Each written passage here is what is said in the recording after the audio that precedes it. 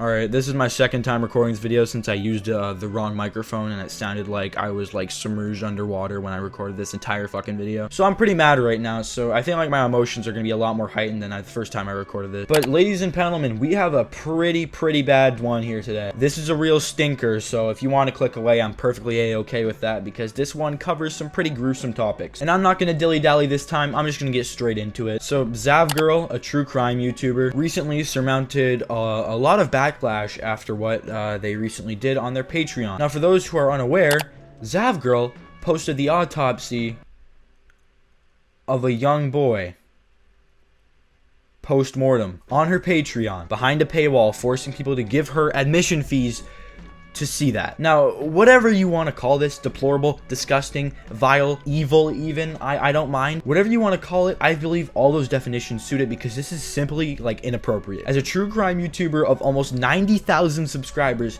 how could you not see any fault behind this? Maybe thinking, who in their right mind would do this, and how in the hell did she get her like hands on this evidence? Now, here's something interesting that I just learned with this case, like I've just learned with this situation, is allegedly you can actually make official records requests about certain cases. So this is what she did with the case of Letitia Stausch and Gannon Stausch. Now, essentially, the case behind this, it's extremely morbid and gruesome. Letitia, the stepmother of Gannon, ended up torturing and brutally ending her stepson's life. She then hid his body and pretended as if he was missing, giving multiple different stories to the police. It is genuinely deplorable shit, and like usual, true crime YouTubers would swoop in like vultures to pick apart the story. The difference is, now with her newly requested records, Zav Girl allegedly had an edge over other true crime YouTubers. And you may be thinking, okay, well, we now know how she got it, but who in their right mind would do this? Like, how could she just look over this? This is disgusting. But no, you're wrong, because Zav Girl has a refute to this. She has the strongest refute. This is some light Yagami,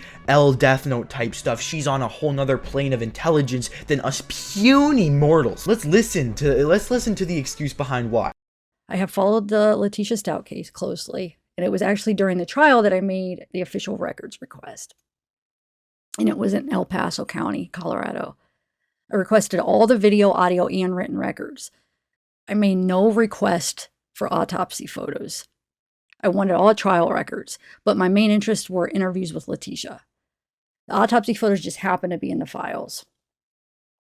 I spent time reviewing what I received so I could provide more info from the trial. Guys, it wasn't her fault. It was the people who sent it to her, guys. It was the people that packaged it all in one. It wasn't her fault for posting it. They hacked into her account with the stuff and they posted it. Okay, at the end there, I was getting a little flimsy-jimsy sort of comparing what she said. But I think you can see where I'm coming from with this. That's not a real defense. Like, if we're talking basketball terms, you're letting them spray threes in your mouth right now. Pause. So you're saying that you didn't really want the autopsy, but what you posted on your Patreon was the coroner discussing and explaining the autopsy while displaying the autopsy on screen. So yeah, you didn't want the autopsy. Well, I'd argue that you did because you requested everything, including the fucking autopsy. Like, if you're requesting all the records for the fucking case, then you're gonna get the autopsy. I'm not even a true crime YouTuber. I'm a Neanderthal when it comes to true crime. And you're a true crime YouTuber with 90,000 subscribers and you just didn't expect to get the autopsy. And whether you even expected it or not, whether you even wanted it or not, it doesn't matter because you still posted a fully edited video on your Patreon. Make it make sense. You didn't want the autopsy, but you know, you used the tools that you were given. That's for sure. And let's say, for instance, you were just slamming down random clips into an editing software and just exporting it unless you immediately posted this, it still doesn't give you the benefit of the doubt, even if you were totally unaware of the fact that the autopsy photos. I mean, we're saying this is a 1 in 1 million chance that you actually just put it into the video editor without knowing what it was. You are a true crime YouTuber. You need to be handling these situations with a lot more delicate care of just throwing it into the editing software. So even if you're oblivious, that doesn't necessarily like help your situation, and if you aren't oblivious, then you have malintent. It's really a lose-lose for here, and this sort of way of trying to sneak out of this fucking excuse and point is frankly disgusting. Using the little, well, I didn't want the autopsy, but I still use it and edit it. But I'm done talking on that point, because, you know, it goes even farther back than that. She says she thoroughly reviewed the evidence, which I don't really doubt considering what she did. But she made a community post, which is still up to this day, mind you. As of 10:45 on the 15th of July, 2023, EST, This post is still up, but I'll just let the post do the talking because this is frankly ridiculous. Hey you all, So I got a bunch of Letitia Stausch case files I'm going to be releasing. So there's some new videos and info, and also some videos they played in court, but the quality wasn't the best, so I have the originals where it's not a recording of a crooked TV screen. LOL. So if you're interested, keep your eyes out for my videos. I'm going to get them out as fast as I can. There's some that might take me longer because, for instance, all the text messages, I like to read them for you, so those will take me some more time. But I'm going to try and get them out as soon as I can. Not only is this deplorable in itself because it demonstrates that, yeah, she knows what she got. It demonstrates that she saw everything in the case files, she's getting back the records, and then she posted about it publicly saying that she was excited for it. But not only that, she was rushing to get the videos out. I mean, rushing and true crime analysis, I don't think they go very well together. And that's just my outsider look from the Neanderthal of true crime here. Typically, this isn't like a commentary video like I do. You can't just rush it. This is actually like significant stuff. Oh, but not only this, there were prior community posts that weren't even discussed here because I assume they were deleted or taken down in some manner. But I was going through a couple of articles trying to find more about the situation, considering that if I were to ramble on, I'd ramble on for 15 minutes about how deplorable and disgusting this is, so I should probably have some more substance to the video. And I interestingly found this article where it shows some of the prior community posts that were likely up at the time of writing this article. Zav Girl addressed criticism in a lengthy statement posted to the community section of her channel. The reality of the situation is that different people feel differently about this. Some people genuinely think making a video including the autopsy photos is bad, and I respect their opinion and feelings. Other people, like myself, think of autopsy photos and the coroner discussing / explaining them as interesting and informative, and are able to view it all in a more scientific, detached way. It's just one of those things where it depends on the person. Yeah, actually, you know what? Now I'm starting to know. I'm not understanding it. I still don't see where you're coming from. In a more scientific, detached way, you're basically admitting your inhumanity in this. You're admitting your desensitization and your disrespect towards the family with your lack of involvement and concern in what they think about your videos. You are actually, and I'm gonna go out on a limb to say this, you are genuinely admitting to not really caring that much about who you affect with your videos as a true crime YouTuber. You know how bad that looks as a true crime YouTuber? Someone who makes videos on people that are passing away and what their family's reactions to that are. You don't care about what the family or friends of this person who passed thinks about that, or the family or friends of the people who were found guilty think about that. Wow, you're a real great true crime YouTuber. You know, we're just looking at a scientific, detached way, but you should also just pay me money so that you can see it in a scientific, detached way.